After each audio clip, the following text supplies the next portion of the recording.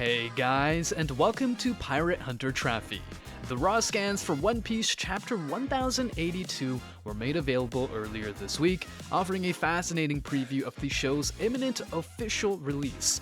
While text-based spoilers and raw scan images have historically been accurate, that is in no way a guarantee of their ongoing reliability. Nevertheless, if the rumored raw scans for One Piece Chapter 1082 are accurate, they do present some shocking truths. Fans will get to see the Cross Guild once more and witness Sabo come back to life at the end of the chapter. What's more intriguing is that he appears to be entering a crucial meeting with Monkey D. Dragon and Emporio Ivankov with info on what really happened in Marijua. Want to find out what was really revealed by the chapter? Join us as we go down the 1082 rabbit hole. Let's skip right into the summary, and even though we weren't going to receive any chapters this week, and the jump was supposed to be off, if you're familiar with how spoilers operate at this point, you know that weeks like this occasionally cause things to be leaked unusually early. Let's Go Take It Over is the chapter's subtitle. The first line of the chapter is a newspaper headline declaring T-Bone's demise. A citizen who received a T-Bone's bounty from the Cross Guild killed him. That makes for an intriguing beginning to the chapter. It's okay if you don't know who T-Bone is, even I had to think about it. I immediately thought, T-Bone? Oh, is it the train passenger that battled Zoro and, according to my memory, was one of the first characters to kill a Sea King? However, it appears that he was assassinated. The fact that he wasn't a complete heel like many Marines made me appreciate him a little bit. But yes, he was assassinated by an unknown citizen. Although it's not addressed here, it makes sense because we also learned that the Cross Guild was playing the reverse Uno card on the Marines. They were like, nah, how about we reverse the roles and put out some bounties on Marines? Despite the fact that the Marines were always the ones placing the bounty on the pirates. And if not the first, then certainly one of the first that we have observed being collected here. Sengoku and Suru are discussing this information and the growing dangers the Cross Guild poses in the Marine HQ cafeteria. Hina joins them and starts conversing. Where is Garp? Sengoku queries Hina. He should sample this brand new flavor, Okaki. Garp fled a few days ago after promising to save Kobe, recalls Hina. It appears like Sword and Kujaku are also accompanying him. This surprises both Sengoku and Suru because Kujaku is Suru's granddaughter and Sengoku is Sengoku. Just the fact that they were unaware of this is shocking. It makes sense given that Garp essentially just left without telling anyone besides the people he took. But now that Sengoku and Suru are aware of this, I'm sure that will set off a whole series of events that will prompt the entire navy to begin pursuing the pirate island. Sengoku and Suru might not be entirely rational about this, but they might be. This is unlikely. The Cross Guild base at Karibari Island is now visible. Buggy is clearly paying money to the relatives of the individual who killed T-Bone. Although the number of stars T-Bone's bounty contained is unknown, the individual in question will join the Cross Guild and Buggy will defend him from the Marines. Additionally, the Cross Guild ship's construction is visible. It features Clown Thief and Buggy's head as a figurehead. The ship is currently unnamed. When Mihawk and Crocodile see it, they attack Buggy once more. The rest of Buggy's gang doesn't assist him.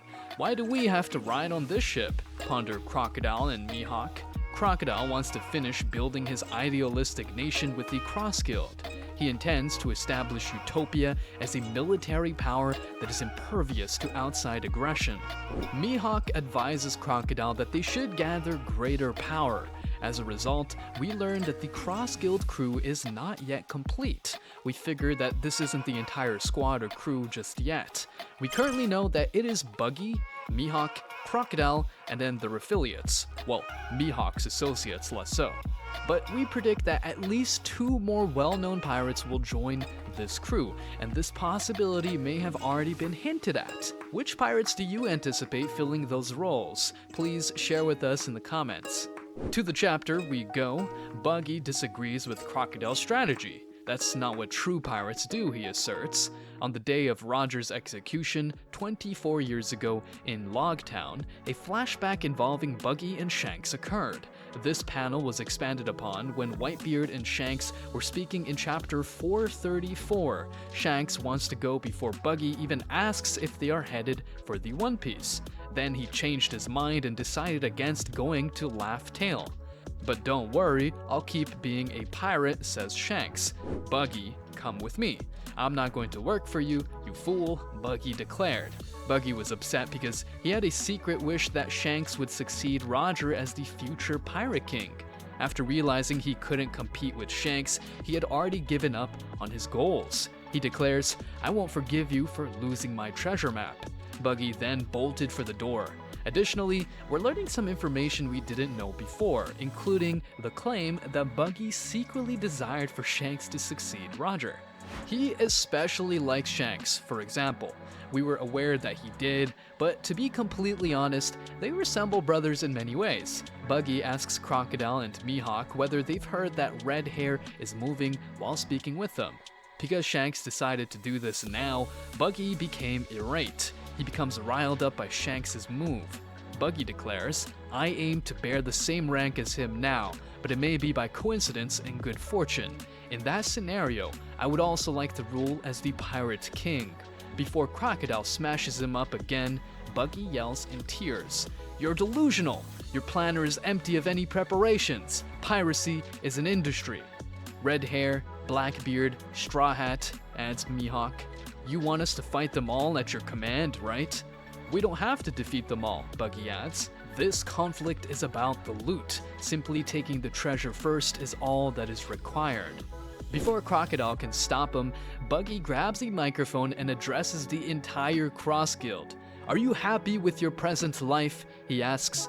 Do you need to be reminded of the primary justification of your initial maritime voyage? The time has come. Come on, let's go get the One Piece. The entire Cross Guild applauds.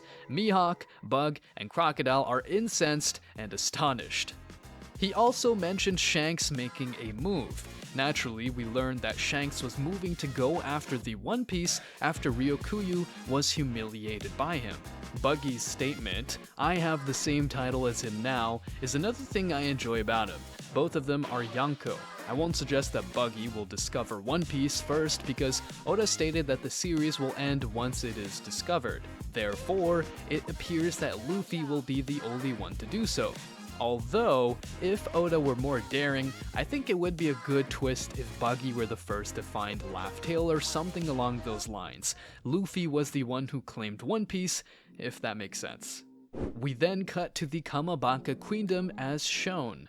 The Revolutionary Army's 4 army commanders might be seen beaming as a result of the visitor. Sabo safely returns. It is revealed that when Imu wiped out the island, Sabo wasn't actually in the Lucia Kingdom. Sabo was traveling with a group of Lucian people who wanted to enlist in the Revolutionary Army. Moda was also aboard the ship. When Sabo, Dragon, and Ivankov enter the meeting space, he declares, I'm going to tell you the whole truth about what happened at Marijua. So this might come as a bit of a surprise to some. As a result, let me swiftly update you on Sabo's situation. We observed Sabo speaking with Dragon and the Revolutionary Army commanders, informing them that, as far as we were aware, he was not the person who killed Cobra. However, he was also attempting to inform them that someone was occupying the throne in Pangaea Castle, which was supposed to be vacant forever. In essence, he was asserting that he saw Imu even though he was unaware of his name. Additionally, the Navy managed to track down this call and decipher what he was saying. I believe Imu summoned Uranus, the ancient weapon, before he could complete his sentence and killed Lelouch, believing that they were also murdering Sabo in the process. Since we saw Sabo staring over to the light and the island was being demolished in the falling panel, some of the fans also assumed that as we were expected to. However, that served as a giveaway. Sabo, who is being illuminated, is gazing upward and over. It wasn't seen from the islanders' point of view. It was unique. So, we reasoned, oh, I guess Sabo got away. He was observing it from a ship or something, and indeed, this is the case. Sabo has returned and will inform the rest of the Revolutionary Army about Imu. So, I'm anticipating that. Please comment and let me know what you all think of this. Please click the like button if you liked the video. In case you haven't already, kindly subscribe. Enjoy your day. Next week, we'll meet up.